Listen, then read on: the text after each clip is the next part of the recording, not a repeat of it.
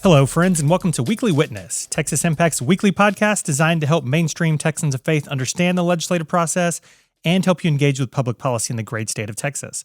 My name is Scott Atnip, your host and Texas Impact's Director of Public Witness, and I hope you have had a chance to reflect and rest post-legislative session. I'll forgive you if you have yet to start thinking about the conversations and advocacy that takes place in the interim.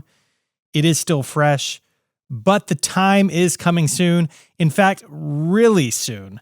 And I know that's true because the Texas Impact staff is gathering this week in Austin for a planning retreat, and we'll have some exciting opportunities for you soon. So it seemed like the perfect time to gather a captive audience for this week's conversation.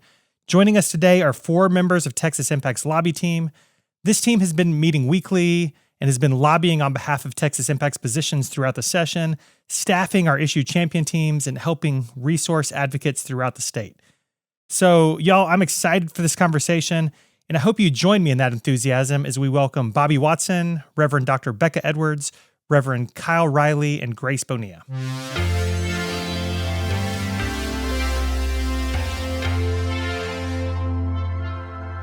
All right, friends, I am super excited for this week's conversation. Last week, we talked with Beeman, and he mentioned the lobby team that Texas Impact had that worked very closely throughout the legislative session. So we thought this week we should bring that lobby team in for a conversation about the legislative session. So I'm going to let the lobby team introduce themselves. We're going to go by order of seniority, I think, in terms of how long they've been with Texas Impact. Bobby, this is not your first legislative session, but tell us who you are, what you work on. Hey, guys, it's Bobby Watson, and I work on gun violence prevention issue areas and immigration. Becca. Hi, everybody. Reverend Dr. Becca Edwards, and I work on climate and energy. I love that she had to throw the Reverend Doctor in there. We have a new Reverend. He doesn't get to put Doctor with his name yet. We'll work on that one day. Kyle. Hey, everybody. Kyle Riley, Reverend Kyle Riley. Like Scott said, it's new. Still getting used to that. And I work on reproductive rights and LGBTQ rights. And last but not least, certainly not least, because I get to hang out with her on the public school defenders team, Grace. Hi, I am Grace Bonilla, and I work on public education. All right, y'all. As we mentioned, and as we talked about on the podcast last week, Texas Impact did have a collaborative working relationship this year between the lobby team members. And I just want to say thank you at the top because our listeners, our members, our rapid response team, everybody relied on the work that you all did in the Capitol, both to lobby on behalf of Texans who care about the issues that we care about, but also to keep folks informed about how they could get involved in the process. So I just want to start by saying thank you. And I wanted to give y'all a chance to just kind of reflect on the work y'all did together. We did things differently this time. Met every Friday afternoon to talk about the upcoming week. Any reflections that you all have in terms of how that process went and how the relationship between the lobby team and the Texas Impact membership worked this session? I can start us off. It's Bobby here again, just to let y'all know. But this is my second session, and working the session prior in the 88th regular, to see the differences between the two was super interesting. And it was great to see how much collaboration we had across issue areas with our new team structure. We had a great leader in Beeman who kind of gathered us and organized together because a lot of us are new to this, and I don't think you would have known that at the way that we were organized this session. Everyone seemed like they had a pretty good handle on the areas, and we really were there for each other to pick up slack whenever someone was split or was busy with other stuff, and that kind of just general cover was super cool and impressive to be a part of and see. I agree, Bobby. I think the collaboration might have been my favorite part of this session, just to get to know the other team members and to learn from Beeman, who has, as you know, so much experience with the legislature. It couldn't have gone better for me. I just think that his support and support of the other team members was instrumental to the success that my team had this session. Grace, you're new to the team. You're new to the lobbying front, but you've been around the legislative process in the past. I know you've talked about that on the podcast before. What was it like being on this side of the table? It was really interesting because I think even though I grew up in Austin and am partly familiar to the legislative process, there's a lot of stuff that you just don't know until you kind of become a part of the process and are around it 24/7 and work in it. And I think it was really helpful to be able to talk to the other lobby team members and find out what representatives or senators I was following and the bills that they authored and, what they're doing on other issues and kind of getting that context and being able to talk to the lobby team and Beeman and sort of be able to put all of the pieces together because, when you're just following one issue, that's kind of, you're so deeply entrenched in that, but you kind of get the context if you're on a team. Yeah, Kyle, I don't think I've ever told you this, but I remember you coming as a Texas Impact member to maybe Interfaith Advocacy Days. And I remember this young guy who was like running around like frantically in the Capitol, talking with representatives and organizing members. How is it different being a part of the lobby team as opposed to being a Texas Impact member that was coming and being a part of the events? Yeah, I think that one of the aspects that's different for sure is what Bobby and Becca have already touched on is having our team together and being able to cover all these different issues and trusting each other to be on top of those things and not worrying about how our members are doing in other areas and just really trusting each other to lead those teams. I think the other aspect that was really helpful this session to me was trusting the people on my team for the reproductive policy issue team. They were so dedicated and so informed about everything going on, and I knew that I could trust them to go to the Capitol and bring me back information about a committee hearing or from a legislative visit, and I knew that that information was true and genuine, and I knew that they had the expertise that we give in our session because I'd sat through it myself, and so I knew that they had that lobby experience, whether this was their first session or not. That's interesting that you bring up the teams, and we didn't talk about this in the outline planning in advance, so I'm going to throw you a curve, and I'm going to start with Grace because I know she can take it. The teams were something that was certainly new. Not necessarily new to Texas Impact because we started that process going into the last legislative session, but it seemed like the teams were much more engaged during this legislative session. So I want to give you all a chance to give a shout out to the work that your action teams did throughout the legislative session. What y'all work on? What stood out to you in terms of the impact that they were able to make?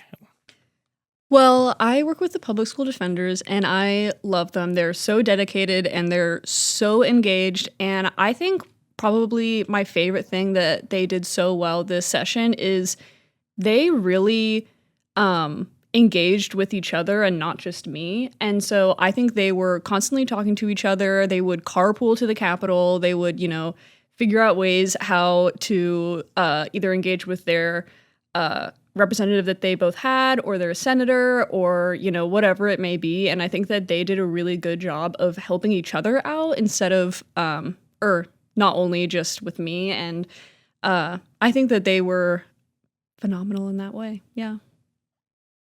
Yeah, I can take that. I do want to give two very big, special, and different shout outs to both the immigration support team and to the Ending Gun Violence Issue team. They both did great work this session, but in really interesting and different ways, I think. For the gun violence team, Ending Gun Violence team, we, like Scott mentioned, we started these teams going into last session, and one of those teams was this team.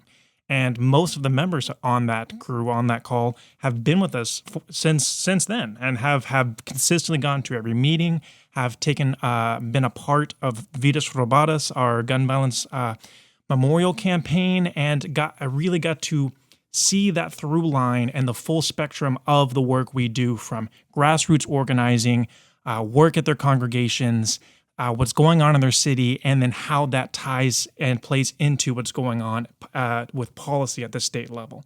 So to have them be committed for so long and to see all those different parts was something that's really encouraging and cool to see. And for them to get it, to see that click of, I know why we did this installation and this event a year ago, because now I know my state representative and I know what this bill is going to do to my city. And then in a very different way, our immigration team is the work we've done with immigration's not new, but the team is, and there are so many people who, for very good reasons, are really worried and scared about the general political climate around immigration and the passion that these people have and the expertise they bring. Like, so many of these people know way more than than I do about what's going on in immigration and their judicatory bodies or in their various fields that they work in. So that is such a collaborative group where we see so many people sharing what's going on in their communities and how we can be proactive in all these other ways. And that's been a really, really cool thing. And I'm excited to see how both of these teams continue to do the work now that we're post-session. And I think that's the power of the teams, right? Is we can be policy people here in Austin, but a lot of these the people who are on these teams have personal experience from communities throughout the state. And I think you're right. Know a lot more about it and have a lot more meaningful stories than we might sitting here in Austin. Becca. Yeah, I was going to say that about my team. I think one of the biggest benefits of working as a team is the depth of knowledge that my team brings. We have everyone from people who retired from the oil and gas industry. We have a current chemical engineer. We have a graduate student who studies the public health impacts of creation care teams. And we have an economist for the Natural Resources Defense Council. So we have a huge range of experience. And, I set up the discussion by making the agenda, but really they drive the discussion. And often when I don't know the answer to something, I can put it out to the group and we can come up with a much better answer than we would have been able to come up with on our own. I love that. Yeah, I really enjoyed seeing the collaboration in both of the teams that I've been a part of leading this session. And I really want to give a shout out to our repro team that all got to know each other similarly to like what Grace was saying. They started carpooling to the Capitol. They started getting together outside of our team meetings. They had dinners and lunches and really collaborated and also got to know one another and built deep relationships, especially during those long nights of testimony. It's always hard to be at the Capitol for that many hours, but I think they made the most of it and they really felt themselves working towards something. And I think for the LGBTQ rights team, that was a team that we got started a little later during the session. We had some bumps in the road getting that off the ground, but our team really jumped in head first and absolutely took stride in what we were able to give them. And I think we made some really good progress and have some really great momentum going forward with making new relationships and working on things in the interim that will be helpful for next session. Love that. And again, enormous shout out to all of the people who participated in those issue champion teams throughout the legislative session. You did make an impact, and we know that work will continue, and we'll talk more about that later in the program. But y'all, we're going to be doing a wrap-up series soon. We're going to talk about legislation that passed, work that still needs to be done, accountability that needs to be taken. But I want to give you all a chance to reflect right now on what some of those memorable moments will be. When you look back at the legislative session 6 months from now, after we've all caught up on sleep and done all the things, what's going to stand out to you? What's going to be some of those memorable moments that you look back on? Well, I can go first. There were a number of bills filed this session that we were really worried about because they'd be really harmful to renewable energy industry. And one of those, SB 819, was called up for a hearing with the Senate Business and Commerce Committee. And when I showed up at the hearing to testify, I was joined by like 100 of my closest friends. And I think that the whole committee was surprised by the turnout to testify on the bill. And what really I will remember most about that hearing is how bipartisan the coalition of people were that came to testify against the bill. It was not just energy advocates. It was not just environmental advocates. It was also landowners and farmers and ranchers and water activists and people from all across the ideological spectrum. And I think of that moment as a real turning point in the conversation about renewable energy this session. It seemed like that was the beginning of us talking about the issue more practically and talking about how we need all kinds of energy to keep the grid stable and to give us affordable energy. And it really started with that hearing. And I feel like there was a lot of momentum gained starting there to end up defeating a lot of those bad wind energy bills. I remember that very well myself because listeners probably don't know this, but I'm not at the Capitol very often during the legislative session, mostly when Texas Impact has events.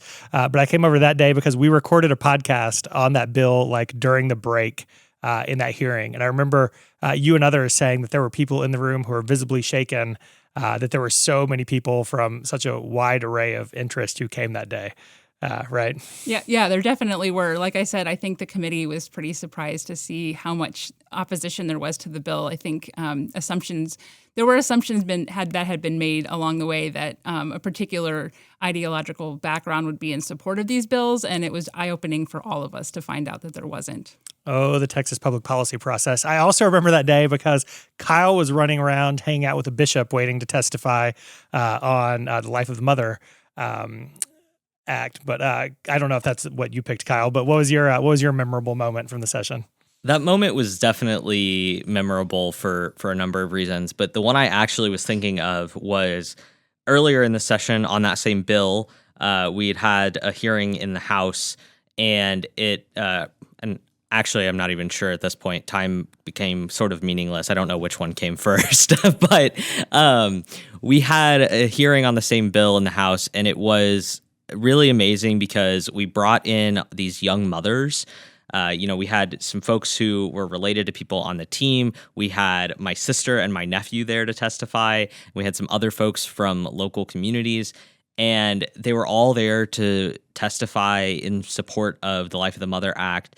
And our repro team was really supportive of them. They helped with testimony, they helped with transportation, and they also were just there to help wrangle all of the children that were hanging out and waiting for hours to test so that their parents could testify. And that was a really memorable bill and testimony, but it was also just a really memorable day for me in the way that our community came together to support these people who had never done this thing before. And that's one of the things we're hearing from a lot of our members is even if the legislation didn't go the way that they wanted, whether it did or didn't, right? That the community that they felt in being a part of the process is an important part of this advocacy work. And so I think we saw that a lot, right? Yeah, absolutely. I think that the community was definitely big, especially in the two issues that I worked on. And they in the hearing that we had with some other LGBTQ bills that were happening, the feelings of camaraderie and community building that were going on, not just with the LGBTQ team, but when we had overlapping issues, people within Texas Impact just getting in the same room, even though they're there for different things because they're part of different teams, sitting and listening to the concerns of another issue area and realizing and talking with other folks about why they are particularly impacted by that issue, I thought was really, really incredible. Some of the moments I remember had to do with people telling their stories, and certainly those stories that draw out emotion. And Bobby, one of the ones I remember the most was the Ending Gun Violence Lobby Day that was part of a coalition effort. Certainly some stories that came out that day. Probably not your memorable moment from the session, but what do you have? Well, I think that lobby day is definitely a memorable moment, in large part due to Texas Impact's effort to bring the Vidas Robadas memorials to the Capitol. That's a project now that's just about 2 years old, and we had made thousands of these memorials that named to represent Texans whose lives were stolen by gun violence, and we were able to, through a lot of effort and planning and work by our volunteers on our team, so shout out again to you guys and to our coalition partners, bring over 1,000 of these memorials to the Texas Capitol as a part of this larger demonstration. And to have that walk and that moment to see the effort that we've taken place and how powerful that display was certainly was a big moment for me personally and for the issue area. So definitely a big one. I do want to highlight one thing for immigration as well. One of the biggest pieces of legislation that we fought was two bills that were trying to repeal the Texas DREAM Act, which provides in-state tuition to Texans who are undocumented. This is something that Texas had since 2005 and has been universally proven to be beneficial to our state, to our economy, and to help keep kids involved in higher education. And through a lot of effort, we had, similar to Becca said, a pretty interesting bipartisan coalition of people come and testify and share their stories for both opposition to the House Bill 232, and the Senate Bill 1798 for both of those hearings, including the author of the bill from 2005, former Representative Noriega. So to have that and these business leaders and all these educators and all of these people, including our faith leaders as well, was a really powerful and cool moment. Love that. Love that. And I'm sure we'll be talking about decisions that were made after the legislative session coming up in episodes in the coming weeks. Grace, I feel like we've heard a lot of really great stories so far and a lot of memorable moments. My guess is that your issue area will be talked about quite a bit over the course of the next 6 months. Talk to us about your memorable moments. One of the most memorable moments from this session is probably having to do with Senate Bill 2, which is the voucher or education savings account bill, which was one of the big topics, big bills this session. Something that Texas Impact has been involved in for a while, and the public school defenders team has been opposed to for a very long time. And we were tackling it once again this session, and the morning of the House vote for Senate Bill 2, we were a little bit blindsided by something that happened, which was President Donald Trump called into the Texas Republican caucus meeting, and that was gathered that morning with Governor Greg Abbott, and sort of rallied them to vote in favor of Senate Bill 2, which was something that we weren't even really aware that we could expect. And so it was a little bit disheartening to see that sort of intervention into state politics. And it was hard to reckon with the fact that there were some members that we hoped we could reach, and unfortunately were not able to because of that phone call that morning. Yeah, not even to vote against the bill, right? It was at that point there was real momentum building to make that bill a referendum, right? To send it to the voters and let communities decide. Mm-hmm. And so that was, I think, surprised a lot of us.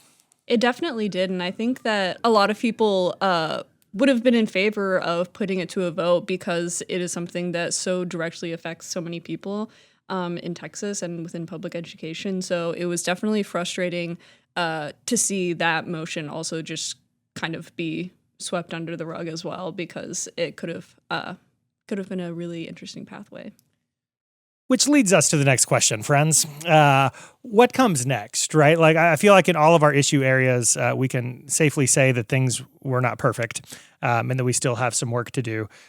Bee's been on the podcast over the 3 of the last 4 weeks, I think, and part of her conversation is focused on the accountability piece that comes next, but also the listening and the conversation piece, looking to have conversations with our elected officials to talk about how they came to the decisions that they made, how their community voices were represented, how we can be a part of that process moving forward. So I want to give y'all a chance. What do y'all think comes next? What do you hope our listeners will do over the course of the next 3 to 6 months? So for the LGBTQ team, I think in this issue area particularly, we had some really harmful bills passed that some of them we can see the direct consequences that we think are going to come down the line, but others are a little more ambiguous. And so our team has discussed the need for community education, and we think that our congregations across the state are going to be a really big key player in that, in making sure that our folks around the state have information about what these new laws mean and their potential harmful impacts. In a similar way, our Reaper Rights team has the opportunity to talk about this wonderful legislation that was passed, the Life of the Mother Act, and also to say it's not enough. There's a lot more that needs to be done. The abortion ban is still in place, and it's still harming our communities. And at the same time, we can still celebrate that we did some really hard work and got that bill passed. And so I think that is community education, to know that those are your rights. That is something that doctors can trust and move forward with, but also listening and communicating with people in our communities to say, this is not a Texas value. This is something that our faith communities deeply believe should be given to each person's individual situation, or whatever your faith statements might be in position, but it's not something that the legislature should have a sweeping statement on.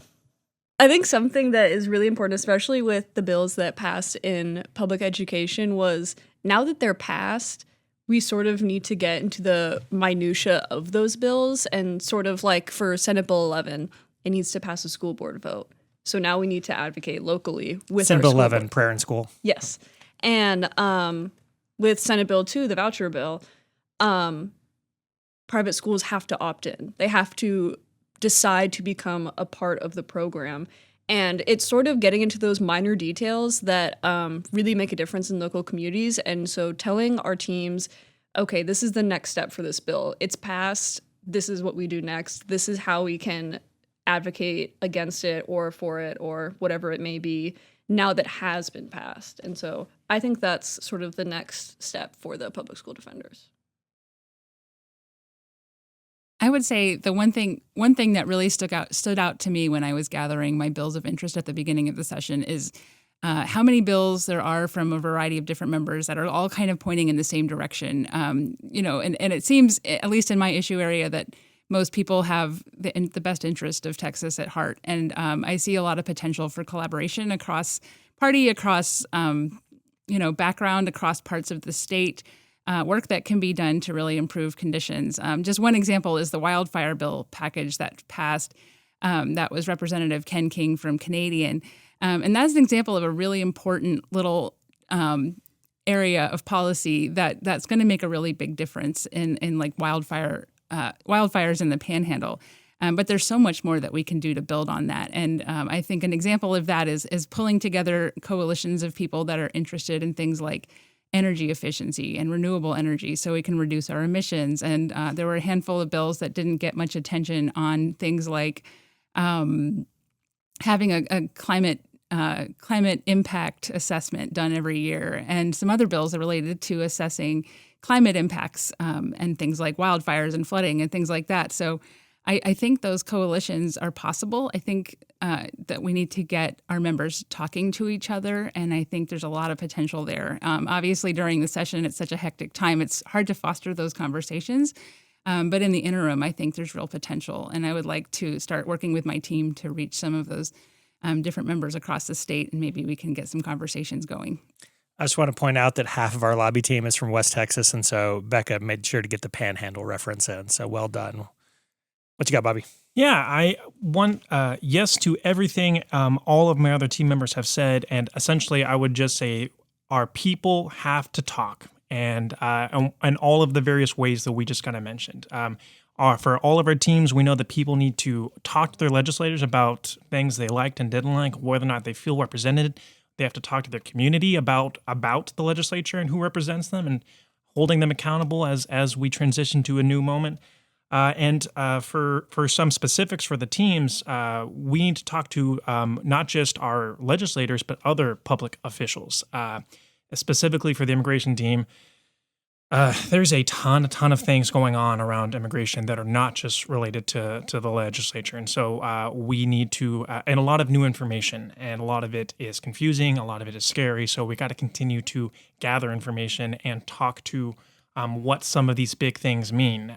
For instance, Senate Bill 8 was a bill that did pass session that requires sheriff's departments to enter into 287G agreements with ICE, which essentially allows them to be deputized to enforce some immigration law.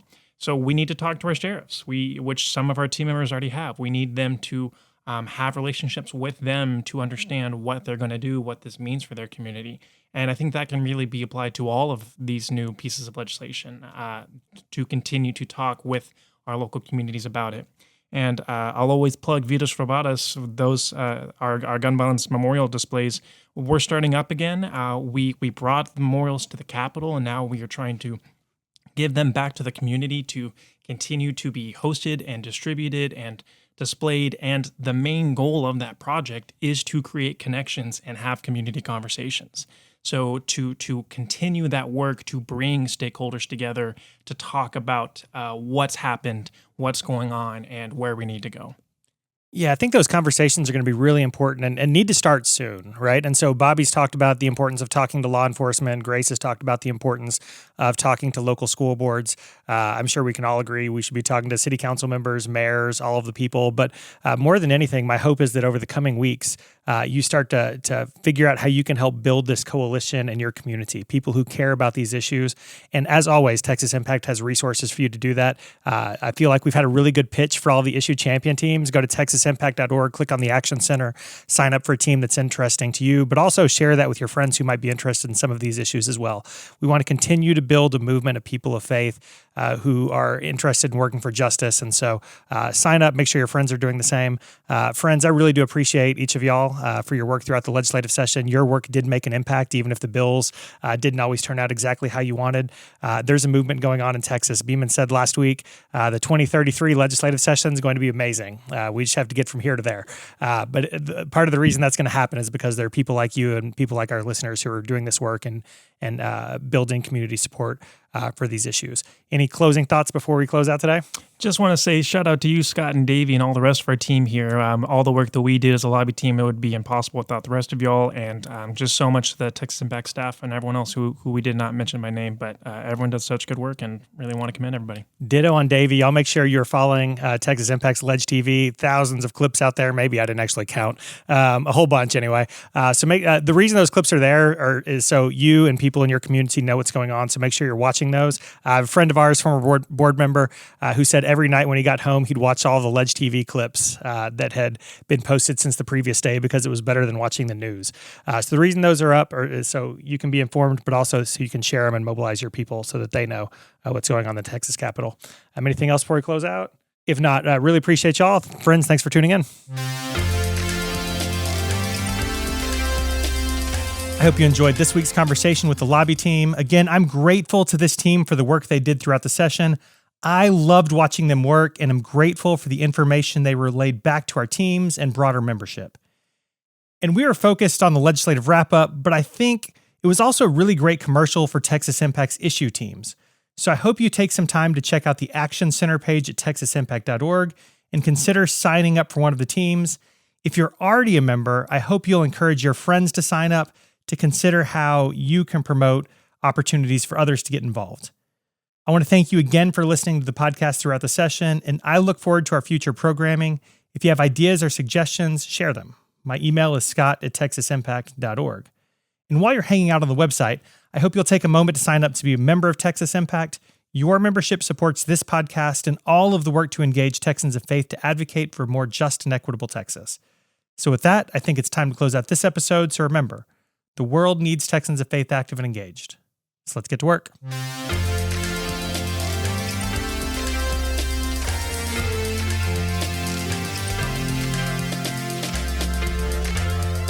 Weekly Witness is hosted by Scott Atnet, engineered and produced by David Fasalo. Our executive producer is B. Moorhead. The opinions expressed on Weekly Witness are those of Texas Impact and our guests and do not necessarily reflect the views of our sponsors. Weekly Witness is a product of Texas Impact, people of faith working for justice. Visit us online at texasimpact.org.